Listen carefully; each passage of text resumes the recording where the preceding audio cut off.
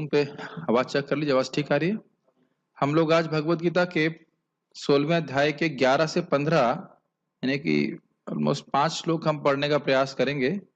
कितना 16 5 6 11 12 13 14 15 5 5 तो हम थोड़ा सा फास्ट जाएंगे और श्लोक बहुत आसान है समझना, तो उसमें कोई कठिनाई नहीं है। जहां थोड़ी आवश्यकता होगी टीका करने की उधर मैं करूंगा। अभी हम शुरू करते हैं, मेरे पीछे बोलिए। 16.11 चिंताम अपरिमेयां च चिन्ताम् अपरियेमां च प्रलयान्ताम् उपाश्रिताः प्रलयन्ताम् उपाश्रिताः कामोपभोग परमा कामोपभोगपरमा एतावदति निश्चिताः। एतावदति निश्चिता। अब देखिए, ये सारे गुण जो है आसुरी प्रवृत्तियों के, मतलब उनकी जब क्या प्रवृत्ति है, किस तरह से सोचते हैं, कैसे वो जीवन जीते हैं, उसका वर्णन हम यहाँ पे सुन रहे हैं। चिंताम अपरिमेयाम च, परिमेय मतलब जिसको आप नाप सकते हो, अपरिमेय मतलब जिनको नाप नहीं सकते हैं। अपार, बहुत चिंता रहती है। बच्चे की शादी कैसे होगी, ये कैसे पढ़ाई होगी उसकी, कहाँ अब इतना पैसा था और पैसा कैसे बढ़ेगा, इस प्रकार की चिंता हमेशा लगी रहती है। आपने कभी कभी सुना होगा, चिंतन कीजिए लेकिन चिंता मत कीजिए, सुना है ना? चिंतन मतलब कृष्ण का कीजिए और चिंता मत कीजिए। जो हमारे माथे पे लिखा है उससे 1 रुपया अधिक आने वाला नहीं है। तो लेकिन वह चिंता करते रहते हैं। क्यों, कब तक करते रहते हैं? तो कहते हैं प्रलयांतम उपाश्रितः। प्रलय का मतलब होता है यहाँ पे मृत्यु। तो मरते दम तक चिंता में रहते हैं, टेंशन रहती है। आपने देखा कुछ लोगों को चेहरे से ही देख लगता है कि टेंशन रहती है, कैसे चलेगा, कैसे होगा, क्या होगा, इतना मिल गया उतना नहीं मिलेगा, ये है वो है, इस तरह की चिंता में वो लगे रहते हैं। तो इस चिंता का वो आश्रय लेते हैं, चिंता का आश्रय लेते हैं, समझ रहे ना? कॉन्स्टेंटली उनके हृदय में ये चिंता चलती रहती है, कैसे चलेगा कैसे चलेगा कैसे चलेगा, ऐसे करके। सही बताऊं तो मुझे बहुत आश्चर्य होता है कि हम देख रहे हैं कि पति पत्नी दोनों हैं, 1 लाख रुपए कमा रहे हैं, दोनों काम कर रहे हैं, और दूसरी तरफ भक्त देख रहे हैं वो पति केवल 10,000 रुपए कमा रहा है, पत्नी काम नहीं कर रही है, आराम से, मतलब आराम से मतलब सिंपल जीवन जी रहे हैं। तो मुझे समझ में नहीं आता कि लाइन कहाँ ड्रॉ करनी चाहिए, आवश्यकता है क्या, हमारे जीवन की आवश्यकता है कितनी, ये सोचने वाली बात है ना। लोग 10-15 हजार में भी कमा जी ले रहे हैं गृहस्थ भक्त, और किसी को 1.5 लाख रुपए भी कम लग रहा है। ये मैं कुछ बोल नहीं रहा हूं, खाली व्यक्ति को सोचना चाहिए कि मेरी आवश्यकता कितनी है। वस्तुतः देखिए, मैं बताना चाह रहा था कि मैं आज पॉइंट आ रहा है सामने, तो मैं बता ही रहा हूं। ये तृणादपि सुनिचेना वाला जो श्लोक है, तृणादपि सुनिचेना तरो रवि सहिष्णुना मान न मान देना कीर्तनिया सदा हरि, इसकी टीका में बलदेव भक्ति विनोद ठाकुर जी कहते हैं कि व्यक्ति समझे कि मैं शरीर नहीं हूं, मैं भगवान का अंश हूं, चिद अंश हूं, और जब तक इस जगत में हूं केवल आवश्यकता के अनुसार ही मतलब ग्रहण करूंगा, जितनी मेरी न्यूनतम आवश्यकताएं हैं, और बाकी समय भगवान की कीर्तन भक्ति में लगूंगा। तो एक गृहस्थ व्यक्ति भी इतना उसे चिंता करने की जरूरत नहीं होनी चाहिए। हर व्यक्ति का कर्म है, उसके अनुसार वह, चाहे बच्चे भी क्यों ना हो, वह भी अपने कर्मानुसार सुख भोग या इंद्रिय तृप्ति को प्राप्त करेंगे। ऐसा नहीं है कि हम बहुत साधन उनके लिए जुटा लेंगे तो वो सुखी ही हो जाएंगे। डज इट मेक सेंस मैं क्या कह रहा हूं? गरीबों के बच्चे भी आगे बहुत बढ़ जाते हैं और अमीरों के बच्चे बिल्कुल नालायक हो जाते हैं, होता है कि नहीं? ये सब उनका खुद का कर्म होता है। तो व्यक्ति को समझना चाहिए इस जीवन में मैं इस शरीर में हूं, और ये मेरा एक डेस्टिनेशन नहीं है, ये मेरा स्टेशन है। मुझे भगवान की भक्ति करनी है, फिर आगे प्रगति करनी है। जो इस जगत में कर्तव्य है उसे करें, उसमें कोई दिक्कत नहीं, लेकिन चिंता हमेशा नहीं करते रहना चाहिए। चिंता करने से हम किसी कुछ कर नहीं सकते। भगवान इस बात को आगे बोलते हैं कि रोने से क्या प्रॉब्लम सॉल्व हो जाती है 11वें स्कंद में, लेकिन आदमी रोता ही रहता है, ये कैसे होगा वो कैसे चलेगा। इस संबंध में समझ लेना चाहिए कि 5 चीजें हर व्यक्ति को मिलती ही हैं। याद है किसी को? एक है दोस्त, दूसरे हैं दुश्मन, तीसरे हैं उदासीन, उनको तुमसे मतलब ही नहीं है, मरो जियो कुछ भी करो, चौथा है आश्रय देने वाला, और 5वां आश्रय लेने वाले। ये विदुर जी बोलते हैं। तब देखिएगा जीवन में लगता है कि हमारा कोई सहारा नहीं, कुछ नहीं, सब खत्म हो गया, लेकिन फिर भी भगवान कोई ना कोई व्यवस्था करते हैं। भूखा नहीं मारते किसी को, और अपने भक्तों को तो बिल्कुल भूखा नहीं मारते। तो भगवान की भक्ति करना चाहिए, इतना चिंता नहीं करना चाहिए। लेकिन चिंता का कारण क्या है? कामोपभोग परमा। उनके हृदय में ये एतावद इति निश्चिता, एतावद बस इतना ही निश्चय है कि जीवन का लक्ष्य क्या है? काम उपभोग। यहां खाएंगे, वहां खाएंगे, ऐसे नहीं खाया वैसे खाएंगे, अब उस तरह से नहीं, उस तरह से सो रहे थे नहीं और तरह से सोएंगे। इस प्रकार से व्यक्ति अपने जीवन में इसी को जीवन का लक्ष्य मानता है। ये बात समझ में आ रही है? कि आप हम ऐसे लोगों को देखते हैं कि नहीं देखते? पैसे, बल्कि ऐसे ही लोगों को प्राय देखते हैं। पैसे कमाओ, पैसे कमाओ, पैसे कमाओ, पैसे कमाओ, और उसके बाद क्या करो? भोग करो, भोग करो, भोग करो, और ऐसे नहीं वैसे करो। और मूल बात इसमें और दिक्कत की ये है कि आप जानते हैं कि इंद्रिय भोग से ही व्यक्ति के जीवन में दुख आता है। ये पता है ना आपको? इंद्रिय तृप्ति करने से ही हमारे जीवन में दुख आता है।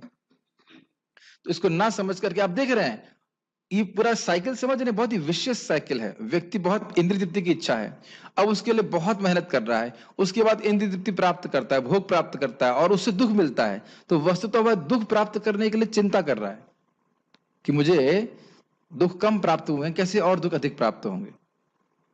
ये बातें समझ में आ रही हैं? आप इस जगत के हो ही नहीं, आत्मा हो, भगवान के अंश हो, इतना चिंता करने की क्या जरूरत है? इसका मतलब फिर से ध्यान दीजिए, हम ये नहीं कह रहे हैं कि दायित्व ना अपना हम निभाएं या उठाएं, लेकिन चिंता करने की जरूरत नहीं है। ये कैसे चलेगा, वैसे कैसे चलेगा। समझ रहे हैं मेरी बात? मेरा प्रमोशन नहीं हो रहा है। जैसे आज भी एक भक्त को हम थोड़ा सा डांट रहा था, जैसे बता रहा था, वो कल रो रहे थे, मेरा इतना पैसा चला गया, उतना पैसा चला गया। हमने कहा माँ के गर्भ से कितना पैसे लेके आए थे और लेके कितने रुपए जाओगे?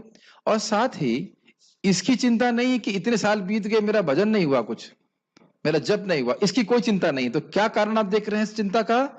काम उपभोग परमा। जीवन का परम लक्ष्य है कि अपनी काम इच्छाओं को मैं संतुष्ट करूं, और इसी के कारण ये निश्चित किया हुआ है कि बस इससे अधिक और कुछ नहीं है। आध्यात्मिक जीवन, भगवान की भक्ति, ये सब तो उन लोगों के लिए है जो लूले लंगड़े हैं, वो जगत में कुछ कर नहीं सकते, उन्हें नई नौकरी नहीं मिली, इस कारण से इसको ज्वाइन कर लिया, या पेट पालने के लिए बन गए। मुझे याद है कि यहाँ गौशाला में हमारे एक रिश्तेदार आए थे, अब नाम तो नहीं बोलूंगा क्योंकि पब्लिक में प्रवचन हो रहा है। तो बोले, अरे तुम लोग को खाने की व्यवस्था हो गई है, तुम्हारे बच्चे बच्चे तो कुछ है नहीं, मतलब स्त्री थी वो, हमारे रिश्तेदार की पत्नी थी, इसलिए तुम लोग भजन कर रहे हो। तो इससे पहले कि मैं कुछ बोलता, मेरे जो रिश्तेदार थे वो भक्त हैं, तो कहते तेरे को छोड़ देता हूँ यहाँ पे, तो जाकर 3:30 बजे उठ भजन कर। नहीं नहीं नहीं, मैं तो तुरंत नहीं नहीं, मैं तो नहीं कर सकती। तुम ये कह रही हो ना, कहते वो खुद ही कहे बच्चे मैं पाल लूंगा, तुम यहाँ रह जाओ भजन करो। ऐसा नहीं हो सकता है। एक बार और महाराज जी बता रहे थे कि एक एक मजदूर थे, तो मंदिर में बिहार में भक्त था, वो पेड़ के नीचे कुछ जप कर रहा होगा सुबह से, तो रोज वहां से एक मजदूर जाते थे। तो एक दिन उसे किसी ने कमेंट कर दिया, भैया ये कुछ भजन भजन मतलब ये सब क्या कर रहे हो, टाइम बर्बाद कर रहे हो, हरे कृष्णा कुछ काम करो। तो उसने उन्होंने कहा भाई काम तो मैं कर रहा हूँ। तो कहते ये कौन सा काम है, ये तो हरे कृष्णा से क्या होने वाला है। तो मुझे लगा हम पैसा ऐसे पेट थोड़ा भरेगा, पैसा थोड़ा आएगा। तो कहते ऐसा करो, तुम्हें कितनी दिहाड़ी मिलती है, जो भी मिलता हो उस समय 20 रुपए या जो भी रहता हो। तो कहते हम तुमको 20 रुपए देंगे और ये माला भी फ्री देंगे, तुम जब करो। और उससे नहीं हुआ, बोला बाबा जी आप, महाराज जी आप ही करिए, हमसे नहीं होगा। कांस्टेंट चिंता व्यक्ति को लगी रहती। और एक बात हम कृष्ण लीला से समझना चाहिए कि देखिए, जिस प्रकार से वसुदेव जी भगवान कृष्ण को अपने हाथ में रखे हुए थे, गोद में लेकर के जा रहे थे, तो सारी बाधाएं अपने आप खुल रही थी कि नहीं? इसी प्रकार से हम भक्त लोगों को शिक्षा लेनी चाहिए। अगर सुबह हम नाम जप बहुत अच्छे से करते हैं, ये जादू जैसा होगा।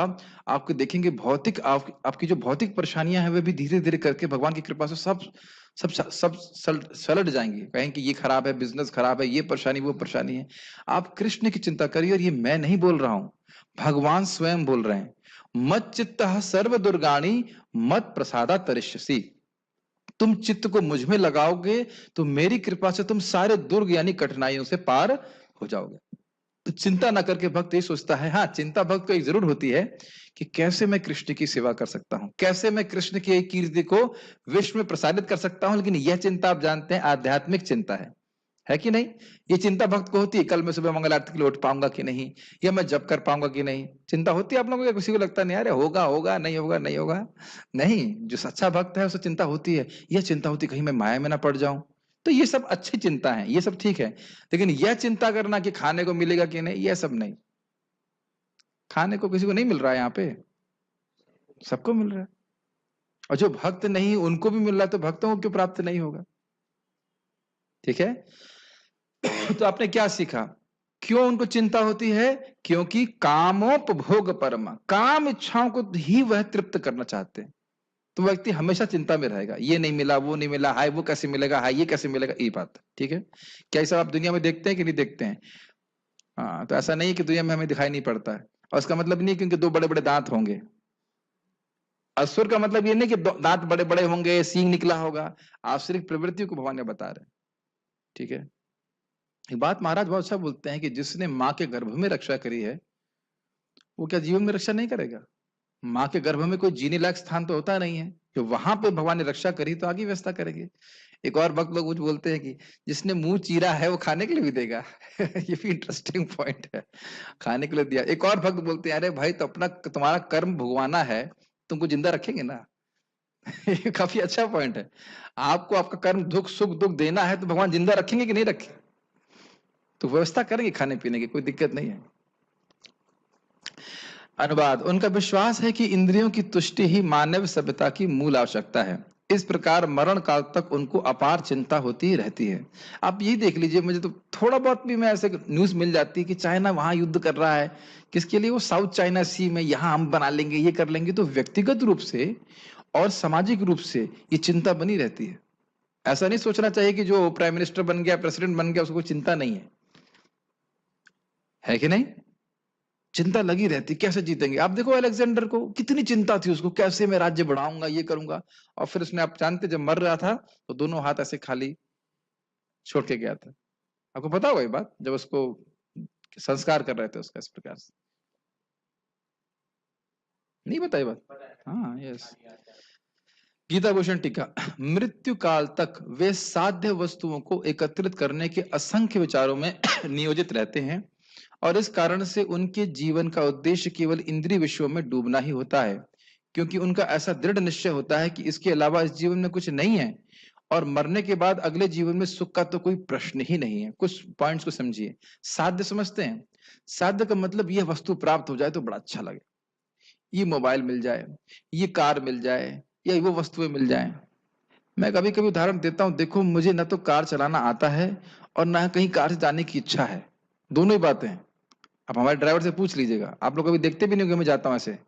अन्यथा आके घूमने जाऊं या कुछ ट्रैवलिंग करने जाऊं, कोई इच्छा नहीं है। लेकिन कितने साल हो गए? ऑलमोस्ट 11 साल से टवेरा हमारे अंडर में है, मंदिर की तरफ से। और कोई पूछता भी नहीं कहाँ जाना चाहते हो, पूछेगा कि मैं कहीं जाता ही नहीं। प्रीचिंग करने के लिए जरूर जाते हैं, तब तो ठीक है। कोई इच्छा नहीं है, तो जो मेरे भाग्य में है वो हमारे भाग्य में वो मिलता है। मुझे तो हंसी ये आ रही थी कि मेरी बहन एक बार यहाँ पे आई थी, और उसकी वो छोटी लड़की बोलती है, देखो मामा की कितनी बड़ी कार, मम्मी तुम्हारी कार तो बहुत छोटी है। तो आप देख सकते हो कि जो आपके भाग्य में वो अपने आप मिलता है।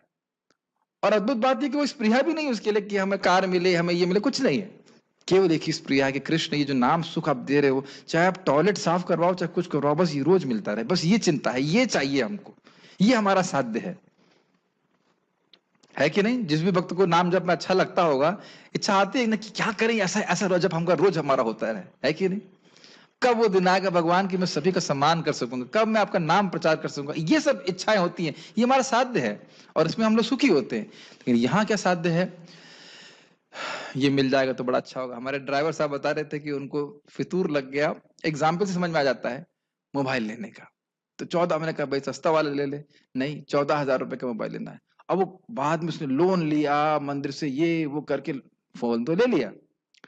बाद में बोलता है, प्रभु जी मेरा दिमाग खराब हो गया था उस टाइम, कोई फायदा नहीं हुआ उसका। ड्राइवर को क्या बहुत बड़ी आवश्यकता है, कौन सा बहुत बड़ा मैनेजमेंट कर रहा है, लेकिन उसके दिमाग में पूरा वही भसा पड़ा था, नहीं ये चाहिए, ये चाहिए, ये चाहिए, ये चाहिए। तो अब समझे इस बात को, जब हमें कोई तथाकथित भोग वस्तु चाहिए होती है तो उससे पहले मेरा हृदय जलता है। ये बात समझ में आई? नहीं समझ में आई? स्त्री चाहिए, धन चाहिए, और वस्तु जन चाहिए, कुछ भी चाहिए, तो मिल तो जाता नहीं तुरंत, तो मिलने से पहले जलता है। एक बात, मिल जाता है तब भी असंतुष्टि होती है। क्योंकि उससे हम संतुष्ट हो नहीं सकते। और उसके बाद और जो जितना मिल जाता है उसको भोगने की क्षमता भी नहीं होती, केवल यही चिंता करता रहता है कि इसको मेंटेनेंस कैसे करेंगे। मेरे गुरु महाराज बहुत अच्छा बात इंग्लिश में कहते हैं, the more you have the more you think you need to have to maintain yourself. आपके पास जितना अधिक होता है उतना उतना अधिक आप ये सोचते हैं कि इतना तो होना ही चाहिए, नहीं तो मैं जीऊंगा कैसे, है कि नहीं? ये होता हुआ देखते हैं कि नहीं आप? प्रैक्टिकल बात है। जैसे हम कई बार उदाहरण देते हैं कि हम मेरे पास केवल 3 धोती हैं, मुझे तो कोई अभाव नहीं होता, हमारे पास से अन्य भक्तों के पास भी, आपके पास 10 हैं क्या कोरोना में? 2 हैं, तो ये तो मुझसे वैरागी हैं, तो ये 2 हैं, किसी के पास 4 या 5 हैं, तो कोई हम अभाव नहीं महसूस करते। और कोई एक वाला भी है यहाँ पे? नहीं, ठीक है, तो 2 तो कम से कम है। अब आप बता सकते हैं कि अभाव क्यों नहीं महसूस करते? क्योंकि भक्ति हमारे हृदय से हर प्रकार के अभाव को समाप्त कर देती है। वी बिकम सेटिस्फाइड, हम संतुष्ट हो जाते हैं और समझ एकदम अनुभव करते हैं कि भौतिक चीजों से मुझे सुख प्राप्त नहीं होता। होता है कि नहीं? बिल्कुल समझ में आता है। लास्ट में प्रभुपाद यहाँ पे क्या बहुत सुंदर, तो समझ रहे हैं कि बात, बहुत सारी साध्य वस्तुएं हैं, ये प्राप्त करना है, यहाँ जाना है, वो करना है, इस प्रकार की उनकी इच्छाएं होती हैं। और क्योंकि इंद्रिय विषयों के चिंतन से, ये ध्यान रखिएगा, ये प्राप्त हो जाता तो बहुत अच्छा होता। जितना मन, प्लीज बहुत ध्यान पूर्वक सुनिए, जितना हमारा मन इंद्रिय विषयों का चिंतन करेगा वो उतना ही असंतुष्ट हो जाएगा। समझ में आ रहा है कि नहीं आ रहा है? मैं फिर से रिपीट कर रहा हूं, ये बहुत इंपॉर्टेंट पॉइंट है श्लोक को सीखने का। जितना मेरा मन एक इंद्रिय विषय को, कि भाई मैं ये मुझे खाने को मिल जाए, मुझे ये मिल जाए, मुझे वो मिल जाए, उतना ज्यादा आप सोचेंगे उसके बारे में, उतने अधिक दुखी होंगे। आपने देखा नहीं मंदिर में, वैसे हम प्रसाद की बात कर रहे हैं, लेकिन खाने की बात करें तो जब फीस्ट होता है तो जितना हम चिंतन करते हैं ना कि मैं इतना खा लूंगा, इतना खा लूंगा, उतना ही आप फीस्ट के बाद असंतुष्ट अनुभव करेंगे। गलत बोल रहा हूं बताइए? और स्पेशली बता दी जाए उस दिन फीस्ट है, उस दिन जलेबी है, पूड़ी है, ये है वो, तो उसका विचार करते करते व्यक्ति मन असंतुष्ट होता है। इस पे सनत कुमार जी बहुत अमेजिंग बात कहते हैं, बहुत अच्छी सी, बहुत ही अच्छी बात कहते हैं। कोई प्रश्न कर सकता है कि क्या उसको अपनी मृत्यु नहीं दिख रही है? आप यहां बोल रहे हो प्रलयंतम उपाश्रिता, क्या उसको मेरी मृत्यु नहीं दिख रही कि जो भोग में लगा हुआ है? क्यों नहीं दिख रही? दिख रहा है, बाकी लोग सब मर रहे हैं, ताऊ जी मर गए, चाचा जी मर गए, पिताजी मर गए, ये मर गया, वो मर गया, मैं भी मर सकता हूं, क्या नहीं दिख रहा उसको? क्यों नहीं दिख रहा है? उस पर सनत कुमार जी चौथे स्कंद में कहते हैं बहुत सुंदर बात। वो कहते हैं कि जैसे एक सरकंडा, समझते हैं आप लोग सरकंडे की घास? सरकंडे की घास पानी के स्थान के बगल में उगती है, देखा है आपने कभी? और वो धीरे धीरे करके सारे पानी को खींच लेती है। ये देखे होंगे गांव में तो, ब्रज में तो बहुत निकलता है। ऐसे ही जब व्यक्ति हमेशा विषयों का चिंतन करता रहता है कि मुझे कहाँ खाना पीना छूना सहना, जो भी कर लीजिए, तो वह अपनी चेतना, उसकी जो मूल चेतना है कृष्ण चेतना, वो बिल्कुल ऐसे ही सूख जाती है जैसे सरकंडे पानी का जो स्थान है उससे पूरा पानी धीरे धीरे चूस लेते हैं। उदाहरण समझ में आ रहा है? हम क्या बात कर रहे थे एग्जाम्पल, हाँ, इंद्रिय विषयों का लगातार चिंतन करने से क्या होता है, जैसे सरकंडे तालाब के किनारे उग करके उसका सारा पानी सोख लेते हैं, उसी प्रकार से व्यक्ति अपनी मूल चेतना को भूल जाता है और केवल वो यही सोचता रहता है कि वो शरीर है। ठीक है, एक भक्त से हेल्प चाहिए आप लोग, बस ये देख लेना, इसमें कहीं कॉल आ जाए तो काट दीजिएगा, नहीं तो नेट डाउन हो जाएगा। बस ध्यान रखिएगा कि कॉल नहीं आनी चाहिए। ठीक है, आगे पढ़ते हैं। होपफुली नेट उस पे जूम पे आवाज आ रही होगी। तो ये उदाहरण समझ में आ रहा है? इसीलिए हमें इंद्रिय विषयों का चिंतन नहीं करना चाहिए, क्योंकि इससे हमारा मन दूषित हो जाता है और हम अपनी मृत्यु को नहीं देख पाते। ठीक है, और जब व्यक्ति मृत्यु को नहीं देख पाता है तो व्यक्ति अधर्म से निवृत्त नहीं होता है। जैसे औरंगजेब भी मरते समय, मरने का जो समय आता है उसको समझ में आ रहा था, अरे मैंने बहुत पाप किए, मेरा क्या गति होगी मुझे पता नहीं। तो ये सब चीजें रहती हैं मरने के बाद। तो आप समझ रहे हैं, कह रहा है कि वह इसी जीवन में सुख भोगने के चक्कर में रहते हैं कि बस इंद्रिय तृप्ति कर लें, और उसे कहो कि स्वर्ग है नरक है उसके बारे में वह कोई विश्वास नहीं करते हैं, ये बात बोल रहे हैं। अगला श्लोक देखते हैं, मेरे पीछे बोली माइक पे। आशपाश शतैर्बद्धा आसपास सतैर्बद्धा काम क्रोध परायणा काम क्रोध परायणा ईहन्ते काम वो भोगार्थम इहन्ते काम भोगार्थम भोगार्थम् अन्यायेनार्थ संचयान् अन्येनार्थ संजयान् आशापाश शतैर्बद्धा आशापाशशतैर्बद्धा काम क्रोध परायणाः कामक्रोधपरायणाः इहन्ते काम भोगार्थम् इहन्ते कामभोगार्थम् अन्यायेनार्थ संचयान्। अन्यायेनार्थ संचया। क्या कह रहे हैं देखिए, आशा पाश शतैर बद्धा, शत मतलब होता है 100, तो 100 प्रकार की आशाओं के पाश से वो बद्ध रहते हैं। आशा का पाश क्या होता है? आशा समझते हैं होप्स, भाई ऐसे इंद्रिय तृप्ति मिल जाएगी, भोग मिल जाएंगे तो हम सुखी हो जाएंगे, बस हम पूरी तरह संतुष्ट नहीं हुए, बस अब ये कर लेंगे तो हम पूरी तरह संतुष्ट हो जाएंगे, है कि नहीं? लोग सोचते हैं अभी सुखी नहीं, शादी कर लेंगे संतुष्ट हो जाएंगे, फिर नहीं बच्चा हो जाएगा संतुष्ट हो जाएंगे, फिर बच्चा पढ़ लेगा संतुष्ट हो जाएंगे, उसकी शादी हो जाएगी, तो बस बस ऐसे करते करते पूरा जीवन हम भजन को नेग्लेक्ट कर देते हैं। क्या हम ऐसे दुनिया में नहीं होते हुए देखते? ये बस ये कर लें, बस वो कर लें। देखिए, सुख जो है वह वर्तमान में अनुभव किया जाता है। मैं फिर से रिपीट कर रहा हूं, सुख वर्तमान में अनुभव किया जाता है। ननंद, सुख कब अनुभव किया जाता है? वर्तमान में, न भविष्य में न भूतकाल में। और सुख अनुभव करने के लिए सबसे पहले व्यक्ति को शांत होना होता है। शांत का अर्थ है वासनाओं से रहित, भौतिक इच्छाओं से रहित। और व्यक्ति तब होता है जब भगवान की भक्ति करे। भगवान गीता में बोलते हैं अशांतस्य ही कुतः सुखम। तो यानी कि इस प्रकार की आशाएं कि हम बहुत बड़ा घर बना लेंगे या हम बहुत सारे भोग इकट्ठा कर लेंगे, ये आशाओं के पाश हैं। पाश का मतलब समझते हैं? जकड़, बंधन। और आदमी को जब बंधन लगा दिया जाए तो उसे खींचना बड़ा आसान होता है। ये समझ रहे हैं? तो यही बोल रहे हैं कि जब व्यक्ति को इस प्रकार की आशा की पाश लगी रहती है, और एक नहीं 100 आशाएं की पाश लगी रहती है, तो व्यक्ति स्वाभाविक रूप से परेशान रहेगा। फिर क्या कह रहे हैं? काम क्रोध परायणा। परायण मतलब लगे हुए सेवा में, काम की सेवा में, क्रोध की सेवा में। जहां काम इच्छा कर रही है उसके पीछे लगे ही रहते हैं। उसके लिए परायण समझ रहे हैं ना? जैसे भगवान हम लोग सुनते हैं नारायण परायण, तो नारायण की सेवा में मन से, वचन से, कर्म से व्यक्ति लगा रहता है। यही तो परायण का अर्थ होता है। नहीं समझ में आता है ये बात? नारायण परायण का अर्थ क्या होता है? अपने हर कर्म को, हर वचन को, हर थॉट को, क्या बोले, हर विचार को भगवान की, नारायण की सेवा में लगाना। यहां नारायण क्या बोल रहे हैं, कृष्ण क्या बोल रहे हैं? काम क्रोध परायणा। हजारों इच्छाएं ऐसी, क्या है, हजारों ख्वाहिशें ऐसी कि हर ख्वाहिश पे दम निकले। ऐसे पता नहीं कहां से शायरी आ गई, लेकिन सुना था पहले, सुना है ना? बड़े निकले मेरे अरमान, पर निकले तो बड़े कम निकले।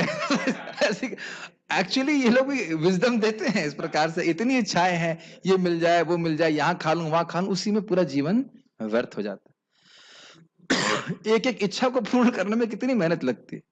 आप ये देखो, भगवान की कृपा से हमारी एक इच्छा समाप्त हो गई कि हेयर स्टाइल कैसा है, एक ही हेयर स्टाइल है कि नहीं? नहीं तो उसी में चिंता रहती है। प्रैक्टिकल देखिए, उस वाले की दाढ़ी ऐसी है, मैं कैसी दाढ़ी थोड़ी अलग दिखाऊं। हाँ, कोई ऐसे हमने को टेंशन ही नहीं है, बाल ही नहीं है, खत्म कहानी। बाल रखना नहीं, बल्कि थोड़ा सा उग जाता है तो टेंशन होती। तो सुंदर दिखने का, सुंदर तो भक्त और अधिक दिखते हैं। तिलक लगाया, धोती कुर्ता पहन के एकदम वैकुंठ के भक्त वासी लगते हैं। महाराज बोलते हैं इस बात को। भगवान इसका बहुत सम्मान करते हैं कपड़े का। पूतना जैसी राक्षसी भी भगवान की भक्त का रूप लेके आई थी, तो भगवान ने इसका भक्त बना दिया था। तो खैर ये तो अलग पॉइंट है, हम खाली बात कर रहे थे काम क्रोध परायण, मतलब काम इच्छा, क्रोध के पूर्ण करने के लिए, उसको संतुष्ट करने के लिए व्यक्ति जो है पूरा जीवन व्यतीत कर देता है कि नहीं? और अगर ऐसे लोग हमारे गाइड हैं, गाइड का मतलब हमारे मार्गदर्शक हैं, तो हमारा मार्गदर्शन भी इसी तरफ करेंगे। क्या कर रहे हो तुम ये? जैसे हम गांव में जाते थे, बहुत अच्छे डिवोटी थे माता जी, मतलब जो लड़कियां थी भक्ति कर रही थी, तो उनको किसी ने बोला, अरे तुम लोग बैकवर्ड हो। तुम कहाँ पिछड़ा जगत में जा रही हो। तो बेचारे परेशान हो गए, गुरु जी हम लोग बैकवर्ड बोल रहे हैं। तुमको मैंने बताया बहुत सिंपल सी बात। मान लो आप पर्वत पे हैं और एक सामने खाई है, तो ये बताइए कि बैकवर्ड होना अच्छा है कि फॉरवर्ड होना अच्छा है? समझ रहे ना धारणा? सामने खाई है तो बैकवर्ड होना अच्छा है कि फॉरवर्ड होना अच्छा है? समझ रहे हैं ना, बैकवर्ड मतलब पीछे, आगे ज्यादा फॉरवर्ड होंगे तो कहाँ जाएंगे, डाउनवर्ड चले जाएंगे। तो मैंने कहा हमसे को हम लोग बैकवर्ड हैं और आप डाउनवर्ड हैं, आप पशु की योनि में जा रहे हैं, जो कि भगवान बोलेंगे उसमें भोग में लगे हुए हैं। अरे मेरे को तो इतना गुस्सा आता है। मैं एक बार अपनी बुआ जी क्या था, ऐसी बातें बोलना नहीं चाहिए लेकिन ऐसे यही दिखाई पड़ता है। और वो एक मैडम वहां पे आई थी, वो क्या थी, वो प्रिंसिपल थी एक स्कूल की, नाम नहीं बोलूंगा मैं। और वो बोलती क्या है तुम हरे कृष्णा कर रहे हो, अरे भोगो, जीवन भोगने के लिए। मुझे आज तक वो शब्द याद है। मैंने कहा ये अगर प्रिंसिपल की हालत है तो स्टूडेंट की क्या हालत होगी। अंधा यथांधे रोपनीय मन, आज तक मुझे ये सब बातें याद है। प्रिंसिपल की याद, शिक्षक की ये याद मतलब हालत है, तो टीचर स्टूडेंट की क्या हालत होगी। और यही माता पिता की भी आजकल हालत है। तो इस प्रकार से मैं मतलब जो आश्चर्य माता पिता है, मैं भक्तों की बात नहीं कर रहा हूं। इहंते, इहंते मतलब प्रयास करते रहते, यह मतलब चेष्टा, लगे रहते हैं, इस इच्छा के संग व्यक्ति लगा ही रहता है। काम भोगार्थम, काम भोग के अर्थ के लिए, अन्यायेनान अर्थ संचयान, अन्याय से, अन्याय शब्द दिख रहा है आपको, अन्यायेनान अर्थ संचयान, संधि विच्छेद कीजिए। तो यानी काम भोग की इच्छा को पूर्ण करने के लिए वे किसी भी प्रकार का अन्याय करने के लिए तैयार है। क्या गाय काट के ही आदमी का पैसा का बनता है, क्या वैसे ही इसी प्रकार से वह भोग कर सकता है, खाना जी सकता है। इतना पाप करने की आवश्यकता है, लेकिन लोग ये कर रहे हैं। लोग, कितनी बुरी बात है बताइए। क्या और कोई तरीका नहीं जीने का। मैं एक छोटी सी बात कहना चाहता हूँ। वो लीला आप जानते हो, मृगारी वाली कथा पता है ना। मृगारी एक व्यक्ति था जो गर्दन हिरणों की काट देता था। फिर नारद जी आते हैं, कहते हैं उनको आधा क्यों मार रहे हो, पूरे ही मार दो। तो फिर उसके बाद बताते हैं कि तुम नरक जाओगे और इस प्रकार से उचित नहीं है, तुमको ये व्यवसाय त्याग देना चाहिए। तब उसका प्रश्न था कि अगर मैं ये धनुष और तीर छोड़ देता हूं तो मेरा पेट कैसे पलेगा। तो श्रील प्रभुपाद जी वहां बहुत सुंदर बात कहते हैं, that one's source of income is not the source of maintenance. हमारे आय का स्रोत हमारे भरण पोषण का स्रोत नहीं है। इसलिए भगवान पोषण कौन करने वाले हैं, हमने क्या सुना है गीता में, भगवान करते हैं। एक एक अन्न आपके नोटों से नहीं आता है, नोट से नहीं बनता है अन्न, वो भगवत कृपा से बन रहा है। इसका अर्थ नहीं कि आप नौकरी ना करें, मेरी बात समझ रहे हैं, लेकिन अन्याय करके नहीं करना चाहिए। किसी का पैसा काट कर नहीं करना चाहिए, सॉरी पैसा नहीं, पेट काट करके, गला काट करके ऐसे नहीं करना चाहिए, क्योंकि वह धन जो आएगा वह फिर रोग लेके आएगा, आपके जीवन में कष्ट लेके आएगा। पाप से अर्जित किया गया धन हमारे को निश्चित रूप से दुख प्रदान करेगा। कभी हम भूल नहीं सकते, भूलना नहीं चाहिए इस बात को। कभी हम क्या कह सकते हैं, फल फूल नहीं सकते, कभी सुखी नहीं हो सकते, है ना। और जीने के लिए जब हम भक्ति करते हैं तो बहुत सारे पैसे बच जाते हैं। होटल जाना नहीं, पिक्चर जाना नहीं, कुछ अपनी इच्छा ही नहीं इस तरह की, 2 वक्त की रोटी खानी, बड़े आराम से हम जीवन जी सकते हैं। तो अन्याय करके इस प्रकार से अर्थ संचय नहीं करना चाहिए, लेकिन लोग करते हैं। क्यों? क्योंकि कामोपभोग परमा, काम इच्छा है। काम इच्छा के संबंध में प्रभुपाद जी कहते हैं, कामातुरानाम न भयम न लज्जा। जो व्यक्ति कामातुर है उसको कोई भय नहीं होता है कि नरक जाना पड़ेगा, उसे कोई लज्जा भी नहीं आती कि मैं अन्याय कर रहा हूं, गलत कार्य कर रहा हूं। जैसे आप जानते हैं अजामिल के केस में जब वो वैश्या का संग करने लगा तो सारे ब्राह्मणों के गुण जो थे वह उसके से दूर चले गए। मांस खाना, झूठ बोलना, शराब पीना, इस प्रकार से वह लिप्त होने लगा। तो इस प्रकार से व्यक्ति को नहीं करना चाहिए, ये बहुत गलत बात है।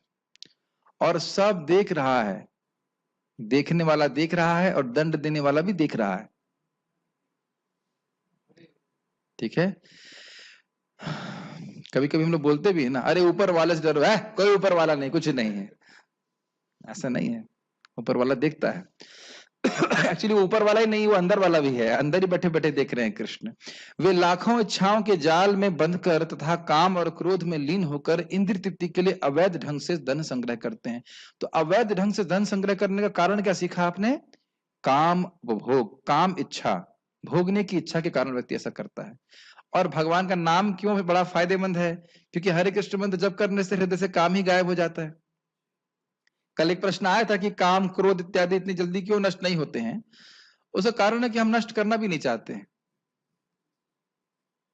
थोड़ा बताया गया है ना, 4 नियम का पालन करें, पापों से दूर रहें, असत्संग से दूर रहें। तो जो उनको फीड करने वाली वस्तुएं उनको हम काटना नहीं चाहते। तो कोई बात नहीं, फिर भी नहीं चाहते तो भक्तों का संग करें, धीरे धीरे करके श्रवण करें, तो हमारा विवेक जागृत होगा कि हमें ये सब कार्य करने चाहिए, सब नहीं करने चाहिए। समझ में आया? जैसे मुझे खांसी है, तो मैंने 1 हफ्ते पहले या 4-5 दिन पहले डॉक्टर साहब से दवा लिया, पूरा फायदा नहीं हुआ, थोड़ा फायदा हुआ। तो पूछा अभी क्या चक्कर है, क्या बात है? तो कहते चावल छोड़िए, और चावल मुझको बहुत पसंद है। आप देख रहे हैं, दिक्कत यही होती है, परहेज उसी वस्तु से करना होता है जो आपको पसंद होती है कि नहीं? दही छोड़ दीजिए, 2 चीजें सबसे पसंद है वो छोड़ दे दीजिए। तो क्यों उदाहरण दे रहा हूं? पाप नहीं छोड़ना चाहते हम, तो पाप छोड़ने का प्रयास करें, भगवान का नाम जप नियमित रूप से अच्छे से करें, तो धीरे धीरे करके सारी इच्छाएं समाप्त होती चली जाएंगी। बहुत सारी इच्छाएं खत्म हो गई ना, हेयर सेल की खत्म हो गई है, इवन अब तो खाने की इच्छा भी, ऐसा नहीं कि बहुत खाने की लोलुपता है कि आज ये बनाओ आज वो पकाओ, कभी जब में मन में नहीं आता कि आज ये बनाओ आज ये बनाओ। हाँ, भक्तों की सेवा के लिए हम लोग करते हैं, लेकिन ऐसा खुद की लोलुपता भी समाप्त हो रही है। ये भक्ति करने से अपने आप हो जाता है, ये स्पष्ट लिखा है। अगर जैसे जैसे आपका भगवान के प्रति प्रेम बढ़ेगा, खाने की इच्छा भी समाप्त हो जाती है। आनंद प्रभु पता कब खाते थे? रात के 12 बजे। ये आप लोग करने के लिए नहीं आए हैं, जो एक दिव्य स्तर पे व्यक्ति वो जो करता है वो ऐसा हम नहीं कर सकते। लेकिन कहते थे खाना खाने के बाद नींद आती है, तो ऐसा करता मैं रात के 12 बजे खाऊंगा, खा के भी सो जाऊंगा। और कितनी देर सोते थे? 2.5 घंटा। ये आप लोग करने की जरूरत नहीं, पता लगा एक ही दिन करेंगे फिर उसके बाद कहेंगे चलो अस्पताल लेके चलो। ये हमारे लिए करने की जरूरत नहीं है। प्रभुपाद जी बहुत अच्छा बोलते हैं, भगवान का भक्त क्या चाहता है? दिन भर भगवान की सेवा करे और थोड़ा सा प्रसाद मिल जाए, बस यही उसकी अपेक्षा होती है। सुबह थोड़ा प्रसाद मिल जाए, थोड़ा शाम को प्रसाद मिल जाए, शरीर रह जाए, हम कृष्ण की सेवा कर सके। आप ये देख रहे हैं कि कितनी बड़ी मुक्ति है। ये देख रहे हैं कि आसुरिक प्रवृत्ति से व्यक्ति कितना रगड़ रहा है, कितना बंधन में है, ये दिख रहा है आपको? तो अगर हमारे हृदय में इच्छाएं हैं, तो व्यक्ति कम से कम यह तो चाहेगा कृष्ण इन असुरों का वध कर दीजिए आप। और कैसे करेंगे? हरे कृष्णा कृष्णा कृष्णा हरे हरे, हरे राम राम राम हरे हरे। बहुत सबसे शक्तिशाली है। देखिए ये संबंध बहुत अच्छी बात याद आ रही है। गौरांग प्रभु समझा रहे थे कि देखिए भगवान संकर्षण प्रलय के समय पूरे ब्रह्मांड को जला देते हैं, लेकिन जीवों की ये जो भोग इच्छाएं हैं यह नहीं जलती उससे। लेकिन भगवान का नाम जो है जब हम जप करते हैं, और तो ये जितनी भोग इच्छाएं अपने आप समाप्त हो जाती हैं, गायब हो जाती हैं, आपको पता भी चलता नहीं कि कहाँ चली गई, है कि नहीं? यस। गीता भूषण टीका, वे इंद्रिय विषयों को भोगने के लिए धन एकत्रित करने का, 2 बार करने हो गया, करने का प्रयास करते हैं, और इसके लिए वे अन्याय के साधन जैसे चोरी और झूठ आदि का आश्रय लेते हैं। मुझे लगता नहीं कि मैं सारे श्लोक कर पाऊंगा, तो मैं थोड़ा इस पे कहानी सुनाना चाहता हूँ। बड़ी इंटरेस्टिंग कथा है। इस संबंध में महाराज जी सुनाते हैं, अजामिल कथा में सुनाते हैं, बड़ी रोचक कथा है। एक आदमी था, तो उसने एक व्यक्ति से उधार लिया। तो अब जिससे उधार लिया था, जब उधार देने का मौका आया, सुने इसको, बड़ा मजेदार है। तो जब जिसने उधार दिया तो फोन करता था, तो कहता हेलो हेलो, आवाज नहीं आ रही है, हेलो हेलो, आवाज नहीं आ रही, कौन बोल रहा है, कौन बोल रहा है, ऐसे करके। कुछ सुनाई नहीं पड़ रहा, कुछ सुनाई नहीं दे रहा है, कुछ सुनाई नहीं दे रहा है, ऐसे करके। उसने कई बार प्रयास किया, कई बार प्रयास किया, नहीं माना वो, ऐसे ही बोलता था। तो एक बार, उस जमाने की बात थी, उस टाइम एक्सचेंज हुआ करते थे।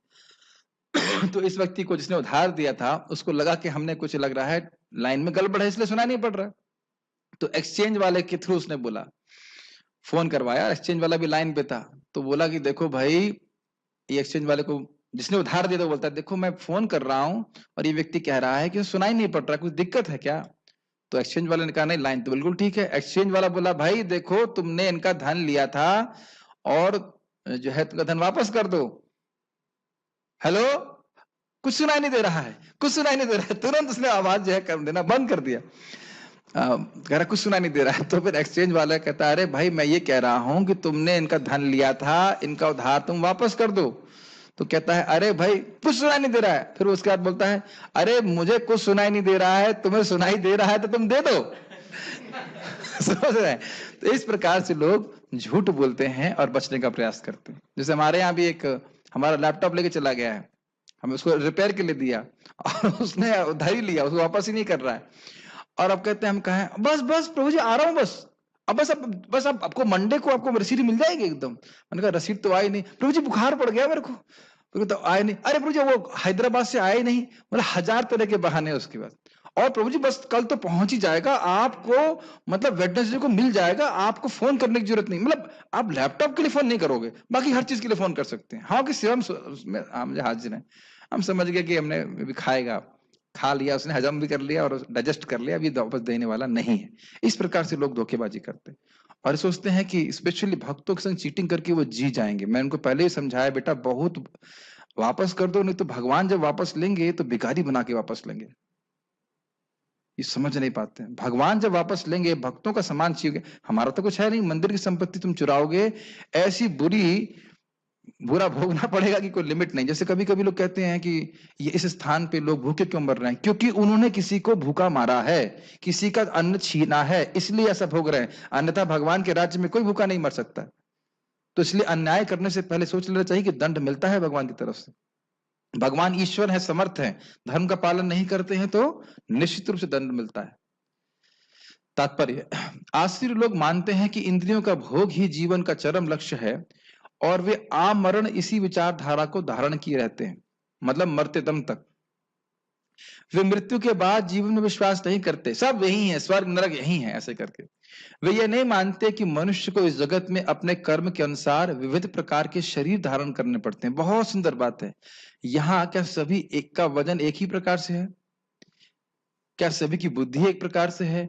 क्या सभी की आंखें और बाकी जितने भी संसाधन है सब इंसान? क्या सबकी वाणी एक प्रकार की है? सबकी अलग अलग है कि नहीं? किसी की मोटी, किसी की पतली, किसी के कुछ अलग अलग प्रकार से। क्यों है भाई? हो सकता है कि जीवन में आप पत्नी चुनते हो, लेकिन माता पिता कौन चुनता है आपके लिए? नहीं, भगवान को तो बाद में लाओ, आदमी प्रश्न करे ना कि मेरे माता पिता को किसने चुना, है ना? मैं नहीं चाहता हूं कि मेरे जीवन में कष्ट आए, कष्ट क्यों आ रहे हैं? बहुत मैं प्रयास करता हूं, करते करते मैं चूक जाता हूं। जैसे एस्ट्रोलॉजर कई बार बोलते हैं आपके जीवन में, जो जो असली एस्ट्रोलॉजर है वो तो ठीक से करता है, जो नकली एस्ट्रोलॉजर है वो हमेशा बोलेगा आप अपने जीवन से संतुष्ट नहीं है। वो तो पहले संतुष्ट, उसे पता है, उसे पता है कि कोई व्यक्ति संतुष्ट नहीं है। आपको कैसे मालूम चला? मतलब आप प्रयास करते हो लेकिन पूर्ण सफलता नहीं मिल पाती। अरे ये सब डायलॉग हैं जो आप बिल्कुल बोल सकते हैं, क्योंकि आसुरी प्रवृत्ति वाले व्यक्ति में ये भावनाएं हैं ही, हमेशा ही होगा। बहुत सिंपल सी बात। जो असली ज्योतिष होता है वो जानता है आपके बारे में। मैं खाली बात ही कर रहा था, तो मैं खाली कह रहा हूं कि ये समझ नहीं पा रहे हैं कि मेरे कर्मानुसार सब प्राप्त हो रहा है। मेक सेंस है कि नहीं?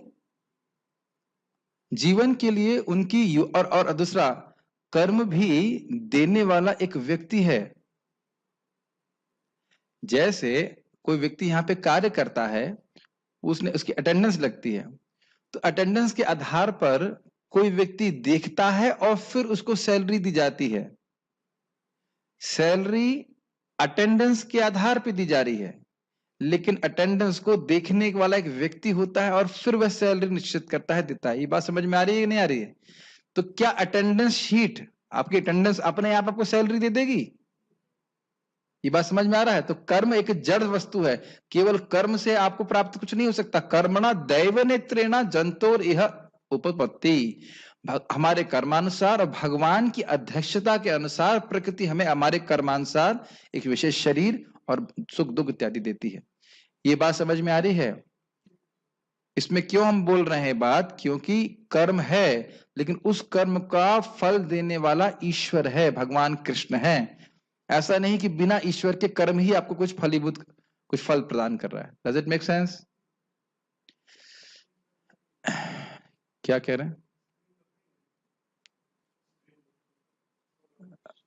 आवाज तो आ रही है ना? ठीक है, तो हम लोग जो है करते हैं, आगे पढ़ते हैं। अभी ठीक है? नहीं ठीक है? आवाज आ रही है? आज आप लोग आवाज से संतुष्ट रहिए। अभी मैं थोड़ी देर के लिए इम्पर्सनल हो जाता हूं, क्या करेंगे? कहाँ थे हम लोग?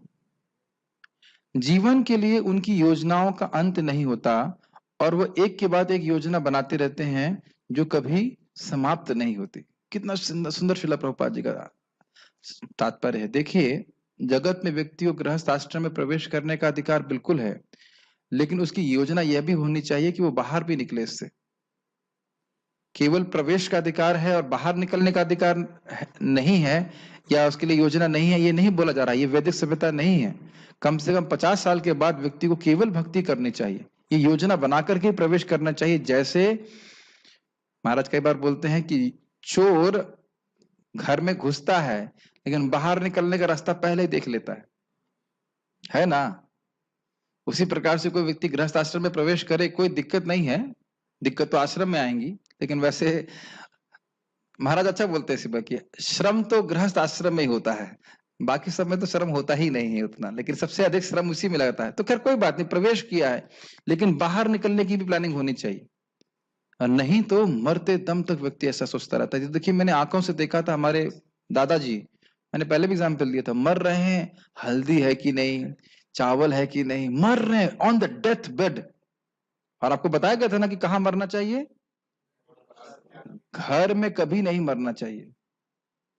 कैसे कैसे बुरा है वो, जैसे टॉयलेट हम अपने ड्राइंग रूम में कभी नहीं करते, टॉयलेट करने का एक विशेष स्थान है, उस प्रकार से बहुत गर्हित माना जाता है। तो इस आसक्ति को त्याग करके व्यक्ति को भजन करना चाहिए और मृत्यु को जीतने का प्रयास करना चाहिए। ये योजना बनानी चाहिए, ठीक है ना।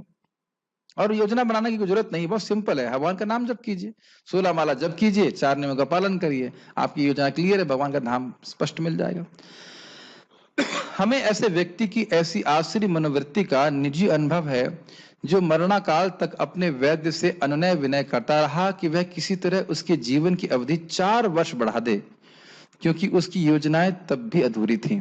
ये प्रभुपाद जी इलाहाबाद की बात बता रहे हैं। कोई व्यक्ति था और वो जी नहीं सका, वो बस 4 वर्ष दे दीजिए, मैं अपनी सारी इच्छाएं पूर्ण करूंगा। एक बात और ध्यान दीजिए कि जब हम जवानी में भोगों में लगे रहते हैं तो क्या हो रहा है, भोग का संस्कार मन में गहरा जा रहा है।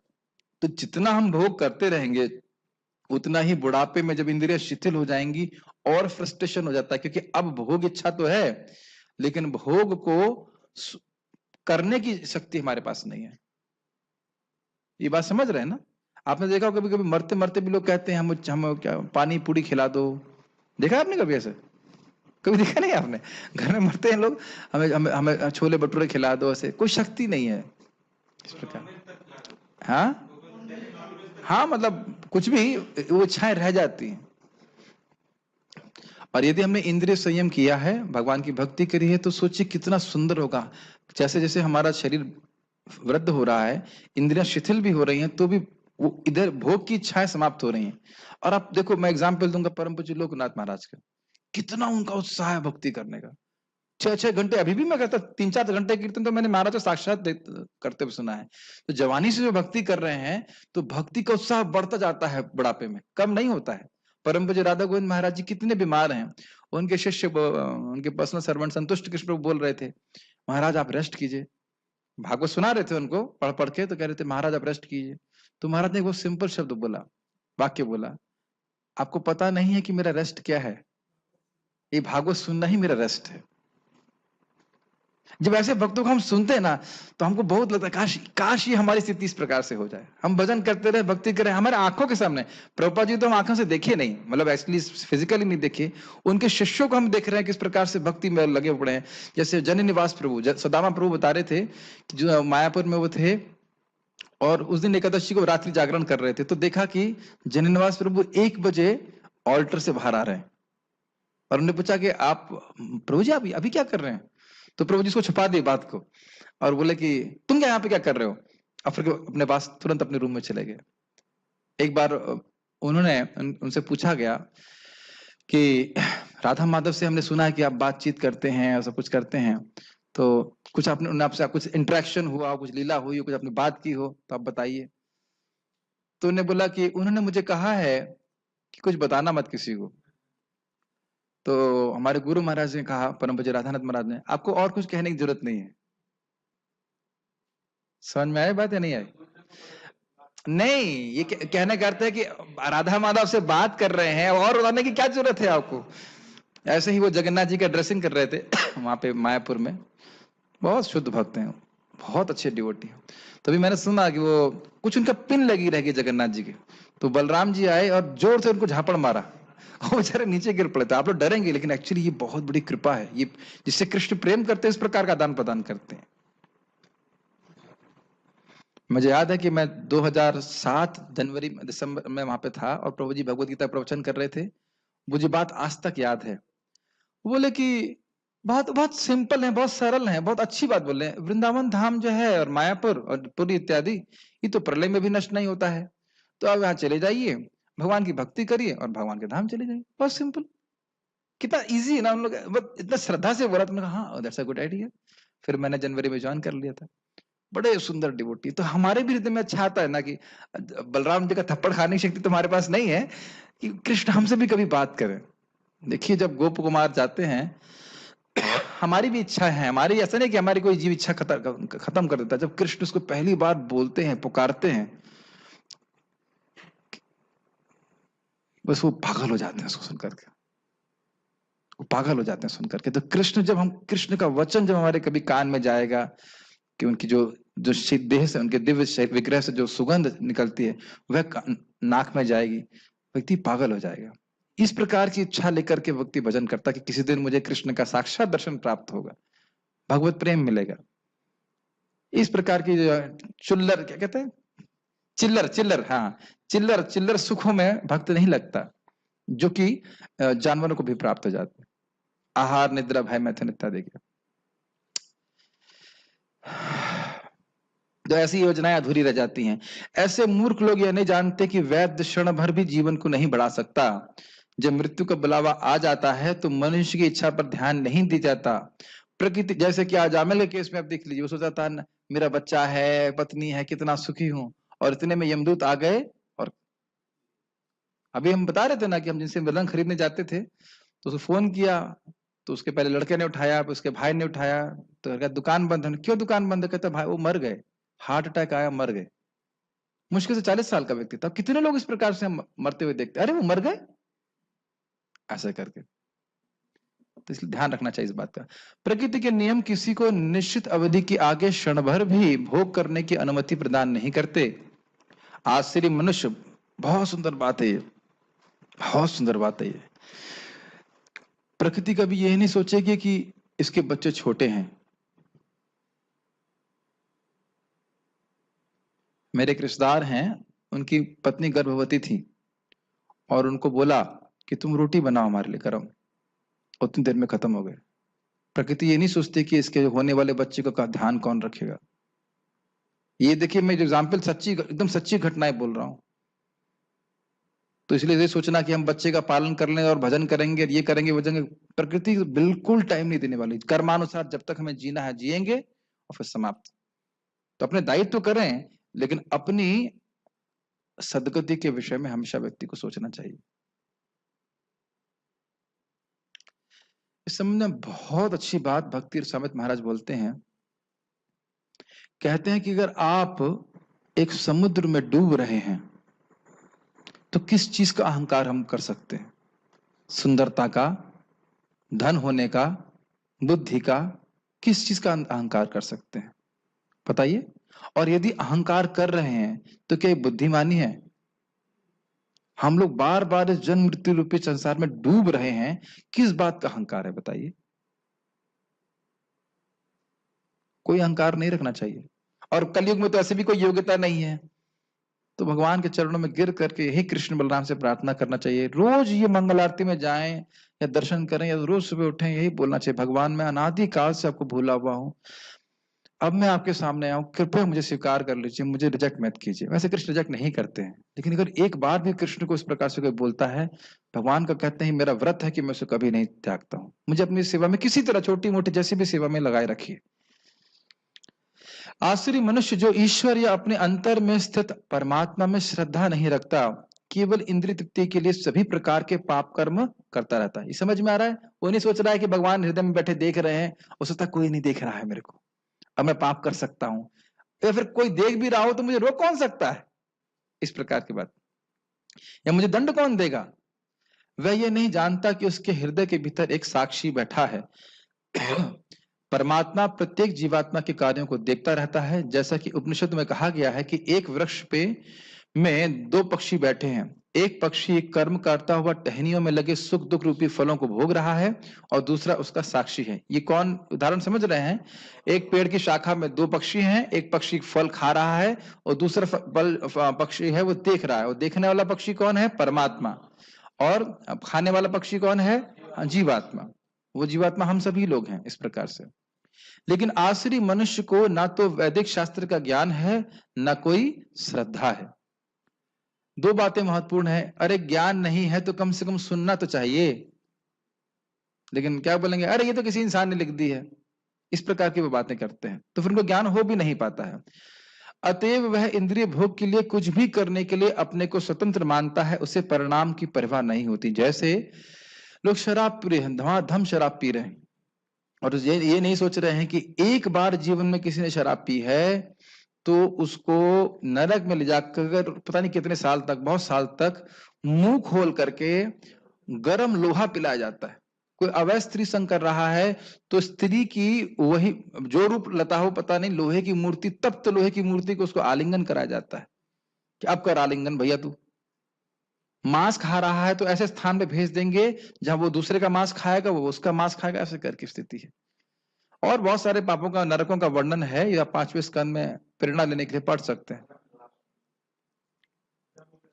ठीक है, लेकिन पॉजिटिव पॉइंट क्या है, जगाई मदाई की लीला क्या है देखिए। वो देखते थे कि शास्त्र में कौन कौन से पाप लिखे हैं बड़े अद्भुत थे। कौन कौन से पाप लिखे, अरे ये पाप तो रह गया, इसको करना है।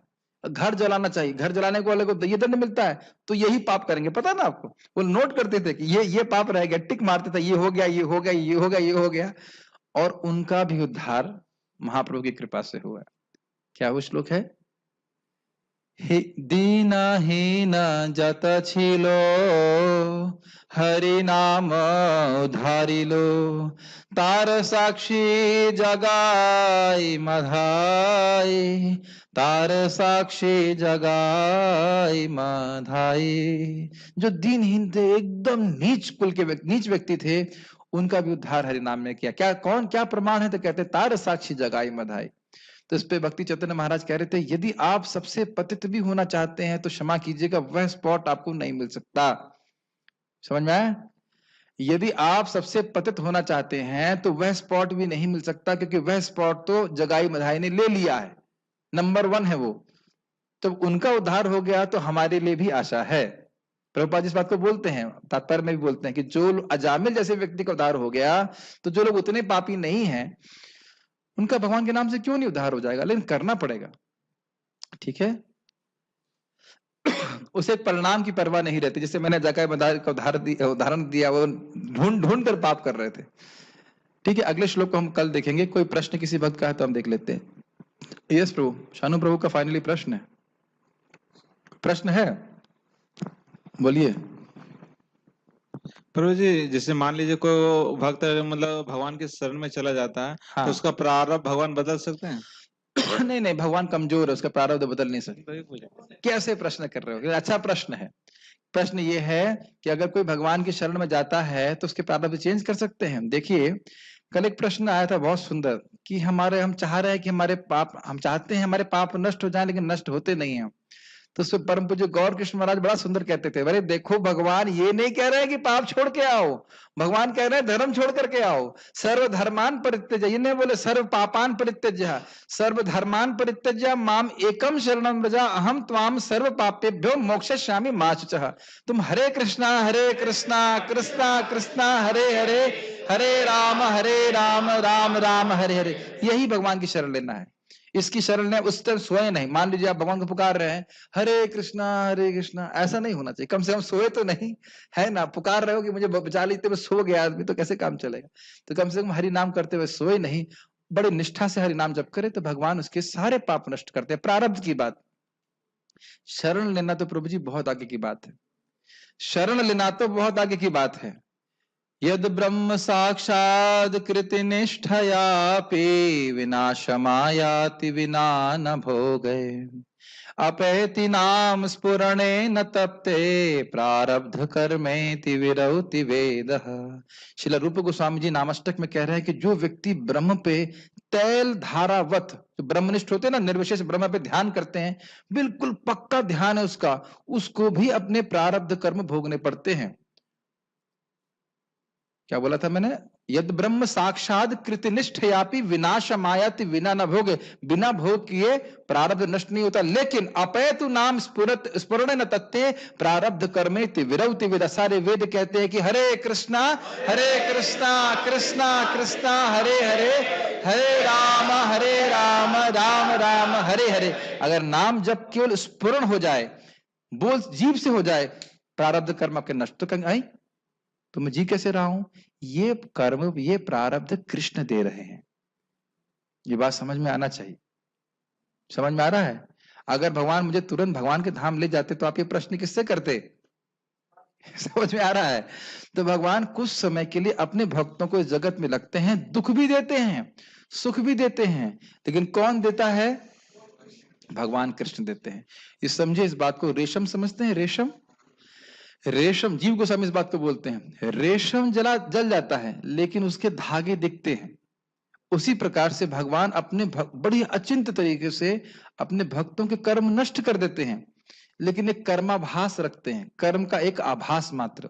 और प्लीज सभी लोग बहुत ध्यान पूर्वक सुनिए, कृष्ण का नाम या भगवान कृष्ण प्रारब्ध नष्ट कर देते हैं, सब कुछ नष्ट कर देते हैं, लेकिन वह कर्म नष्ट नहीं करते हैं जिससे हमारी भक्ति बढ़े।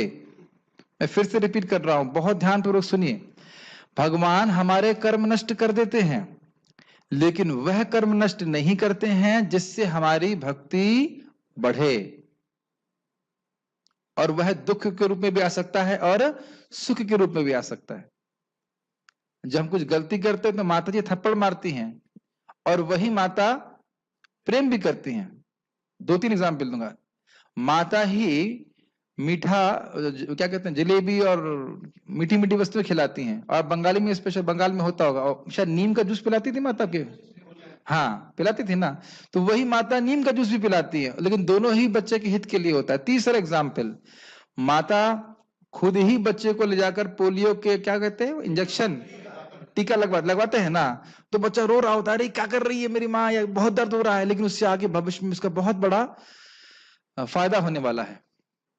तो ये भगवान जो है कृपा करते। मैं फिर सच्ची घटना बता रहा हूँ, मेरे रिश्तेदार हैं, तो एक मैं उनको पहले प्रीचिंग करता था, तो भक्ति तो नहीं करते थे, लेकिन गोलोक के बारे में सुना उन्होंने, तो उन्हें बोला काश हम गोलोक पहुंच जाए। हमने कहा फ्री में पहुंच जाओगे? भजन नहीं करोगे? भजन नहीं किया उन्होंने, लेकिन उनका बिजनेस बढ़िया चला, फिर अब डाउन हो गया, एकदम डाउन हो गया। अब उनकी 2 माला चालू हो गई। अब 2 माला चालू हो गई तो गोलक के रास्ते पे तो पहुंच गए। और अब जब उन्होंने अपने मुख से बोला, मैं इतना खुश हुआ कि बस अब तो मैं समझ गया जगत में कुछ नहीं है, अब मैं बस अपना बाकी जीवन अपने बच्चे पालूंगा और उसके बाद भगवान की भक्ति करूंगा। हमने कहा वाह, बस यही तो इसीलिए तो भगवान ने दुख दिया भाई, इसीलिए तो भगवान ने ऑपरेशन किया। समझ रहे ना? क्योंकि ओरिजिनली 10-12 साल पहले इच्छा कर ली थी कि काश हम गोलोक पहुंच जाएं। ये प्लीज मेरी बात बहुत कान दिमाग खोल के सुनिए। आपने अगर इच्छा कर ली कि कृष्ण की प्राप्ति मुझे करनी है, काश मैं कृष्ण के पास पहुंच जाऊं, कृष्ण उसको बिल्कुल नोट करते हैं और निश्चित रूप से उस इच्छा को पूर्ण करेंगे। प्लीज इस बात को ध्यान रखिए। क्यों भगवान हृदय में बैठे हैं? कभी तो ये एक बार मेरे को प्राप्त करने की इच्छा मात्र कर ले, मेरे सारे रास्ते खोल दूंगा, लेकिन इच्छा आपने करनी है, और वो भक्तों के संग में ही आता है। नहीं सुनते हैं आप जब गोप कुमार के बारे में कि वो कृष्ण का आलिंगन कर रहे हैं, क्या हृदय में इच्छा नहीं आती कि कृष्ण का आलिंगन मेरे को भी करने को मिले? हम बिल्कुल अयोग्य हैं, यूजलेस हैं, मान रहे हैं, चाहे करोड़ों जन्मों के बाद मिले, लेकिन मुझे कृष्ण चाहिए, कृष्ण प्राप्त करने, वो इच्छा कल्टीवेट कर रहे हैं। बाकी सारे कार्य तो कृष्ण करने वाले।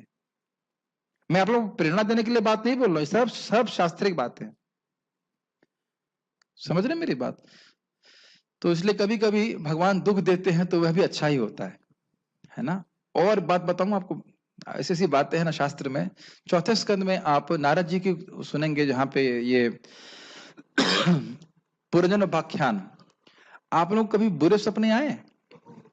आप कहेंगे मेरे जब कर रहा हूं, भक्ति कर रहा हूं, बुरे सपने क्यों आ रहे हैं? आप जो सुनेंगे ना तात्पर्य प्रभुपाद जी का, दिमाग हिल जाएगा, इतना सुंदर तात्पर्य है। जो भोग भोगने के लिए आपको अगला जीवन लेना पड़ता, वो भोग आपको भगवान सपने में भोगवा देते हैं, कहते हो गया अब अगला जीवन लेने की जरूरत नहीं तुमको। ये मैं अपने मन से नहीं बोल रहा हूं, प्लीज मेरे को यहाँ अकेले यहाँ व्यासन बैठ के अकेले अपना मत देने की कोई मेरे पास शक्ति नहीं है, तो मैं सोच भी नहीं सकता। प्रभुपाद जी तात्पर्य में लिखते हैं इस बात को कि जो भोग हमको आगे भोगने होते या कुछ दुख आना पड़ता, वो आपको भगवान सपने में भगवा देते ताकि दोबारा भक्त को जन्म ना ले। जितने हम आतुर है ना, उससे करोड़ों गुना भगवान आतुर है कि मेरे पास वापस आ जाए। ठीक है ना? तो ये सब बातें इसीलिए शास्त्र सुनना बहुत जरूरी, ताकि हमको प्रेरणा मिलती रहे। प्रेरणा देने के लिए ही शास्त्र है, निरुत्साह करने के लिए बिल्कुल नहीं। प्रश्न क्या है? एक बार जो भगवान का नाम लेता है उसको नरक नहीं जाना पड़ता, जिन्हें नाम भी लिया है और पाप भी कर रहा हो तो क्या क्या गति होगी उसकी? ऐसा नहीं करना चाहिए। उसको नरक नहीं, उसको भगवान दंड देते हैं। इसको हमने 6.2.9-10 में लिखा हुआ सुना था टीका में। जो भगवान की भक्ति कर रहे हैं और वो अपराध, इसी अपराध कहते हैं, तो अपराध का मार्जन कर भगवान स्वयं करते हैं। जैसे माता जी पिटाई करती है, लड़का नालायक तो थप्पड़ मारती है, तो वो जो कुछ भी हो वह नरक नहीं जा सकता है, उसको अगला जन्म मिलेगा, भगवान उसको रेक्टिफाई करेंगे। नरक पे अधिकार नहीं है। क्या सुना नहीं था? जिह्वा न वक्ति भगवद गुण नाम देयम। यमराज जी स्वयं बोल रहे हैं, मैं क्या यमलोक का अधिकारी हूं? यमलोक के जो ऑफिसर हैं वो बोल रहे हैं कि जिसकी जीभ ने एक बार भी कृष्ण का नाम लिया है, चाहे मन कहीं और हो, उसे तुम कभी नहीं लेके आ सकते। ऐसे कैसे हो सकता है? इतने सारे पाप किए, ऐसे कैसे हो सकता है? क्या उदाहरण देता हूं मैं। एक रूम में करोड़ों अरबों साल से अंधकार हो और आप एक लाइट ऑन कर देंगे तो क्या अंधकार कहेगा कि मैं करोड़ों अरबों साल से हूं तो आप यहाँ पे नहीं रह सकता? हाँ, जो व्यक्ति इस पे अविश्वास कर रहा है कि ऐसा नहीं होता, ये सब तो अतिशयोक्ति है, उसका उद्धार नाम नहीं करेगा। प्लीज ध्यान दीजिएगा, मेरी बात समझ रहे हैं? नाम में अपनी शक्ति है, लेकिन कोई कह रहा है ये सब तो झूठ है, ये है वो है, तो नाम उसका उद्धार नहीं करेगा। लेकिन सहज श्रद्धा है, नहीं नहीं मैं तो बुद्ध हूं, शास्त्र में लिखा, सही बात है, जब करेगा भक्ति करेगा, भगवान का नाम उसका उद्धार कर देगा। क्लियर है? ठीक है। कृष्ण प्रणाम करने वाले का दूसरा जन्म नहीं होता है, ये एक बार डिटेल में बताएं प्रभु जी। देखिए, जब भी ऐसे वचन आते हैं कि कृष्ण को एक बार प्रणाम करने से मुक्त हो जाता है या नामोच्चारण करने से मुक्त हो जाता है, इसका अर्थ क्या है समझ रहे हैं? इसका अर्थ यह है कि व्यक्ति मुक्ति के पथ पे आ गया है, अब वह क्रमशः भगवान की भक्ति करता चला जाएगा और भगवान के धाम वह वापस चला जाएगा। इस बात में श्रीमद् भागवतम में एक श्लोक है 11वें स्कंद में, आई थिंक 11:533 में, गलत हो सकता हूं, मुझे याद नहीं आ रहा नंबर, लेकिन श्लोक का इस प्रकार से आता है कि वंदे महापुरुष से चरणावृंद प्रणतपाल भवाब्धिपोतम। प्रणतपाल, कि जो व्यक्ति भगवान को प्रणाम करता है, भगवान का संकल्प होता है कि मैं उसकी रक्षा हमेशा के लिए करूंगा, तो वहां पे बोलते हैं न तो परिचर्या अपेक्षकम। ऐसा नहीं कि वो भगवान ये अपेक्षा करे कि मेरी सेवा करे, केवल उसने प्रणाम किया है तो भगवान का भाव होता है कि इसकी रक्षा मैं करूंगा। अब रक्षा दोनों तरह से होती है। जब बच्चा कुछ मस्ती करता है तो माँ चाटा मार के भी रक्षा करती है। करता है कि नहीं करते हैं? करते हैं कि नहीं करते हैं? आपका बच्चा कहीं आग छू रहा है, कुछ चक्कू छू रहा है, तो थप्पड़, भाई क्या कर रहा है, थप्पड़ मार के भी रक्षा करते हैं।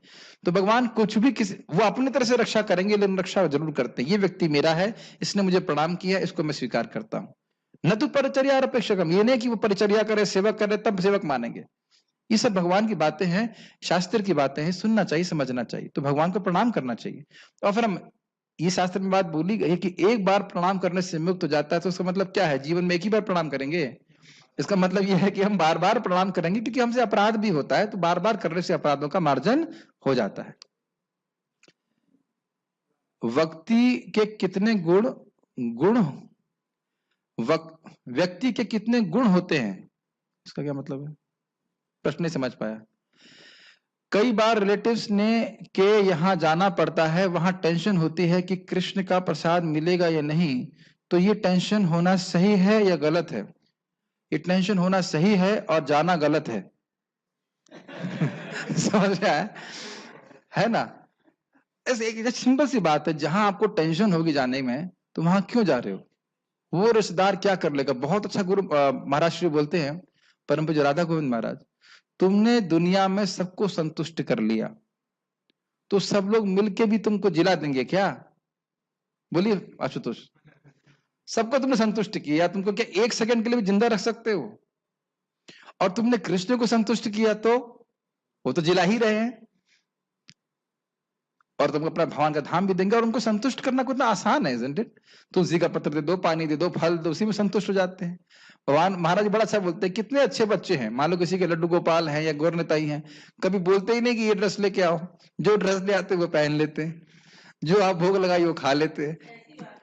आप माता जी का भाव है, अलग बात है, लेकिन कभी कभी माता जी संग होता है कि कभी, अरे मैं सामान्यतः बोल रहा हूँ कि भगवान तो डीटी तो कभी प्राय नहीं बोलते, बहुत एडवांस डिवोटी हैं तो बोल भी सकते हैं कि लाओ ये करो, लेकिन सामान्यतः तो कुछ नहीं बोलते ना कि ये लाओगे तभी भोग स्वीकार करूंगा, जो आप देते चुपचाप खा लेते हैं। लड़का कितना नालायक होता है, ये लेके आओ, वो पहनाओ, ये खिलाओ, वो करो, कितना परेशान, उसके बाद भी कुछ पूछता नहीं है। एक भक्त थे प्रभुपाद जी बोलते हैं उनके डेटीज ने उनका संस्कार किया था, उनके बच्चे नहीं थे तो उनके विग्रह ने उनका संस्कार किया। एक बात बोल के मैं आज वैसे बोल रहा हूं तो एकदम से मन में आ रही है, और तो ये बहुत सुंदर बात है। देखो जटायु भगवान की सेवा में असफल हो गया था ना, ये बहुत अच्छी बात लगती है। हम भगवान की सेवा कर रहे हैं, हम प्रयास कर रहे हैं, खाली भगवान हमारा प्रयास देखते हैं। जटायु असफल हो गया था ना, और एक गिद्ध कितना निकृष्ट प्राणी है, और उसका भगवान श्री राम ने अपने हाथ से संस्कार किया, भगवान ने संस्कार किया। हम उसको समझ नहीं पा रहे कितनी बड़ी भगवान की कृपा है। एक गिद्ध की सेवा को भी भगवान श्री राम कृष्ण स्वीकार करते हैं। अगर हम अपने जीवन में कृष्ण की सेवा करेंगे तो कितना फायदा होगा। बहुत सुंदर बात है। तो कृष्ण को ही संतुष्ट करना चाहिए, ये रिश्तेदार।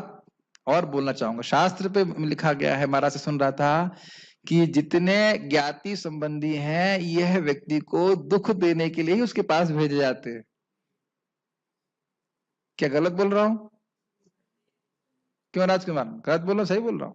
हमें लगता है कि ये सुख देने वाले हैं, अब उस पर ज्यादा व्याख्या नहीं करना चाहते, सब जानते हैं कि इस प्रकार से केवल दुख देने के लिए। क्यों?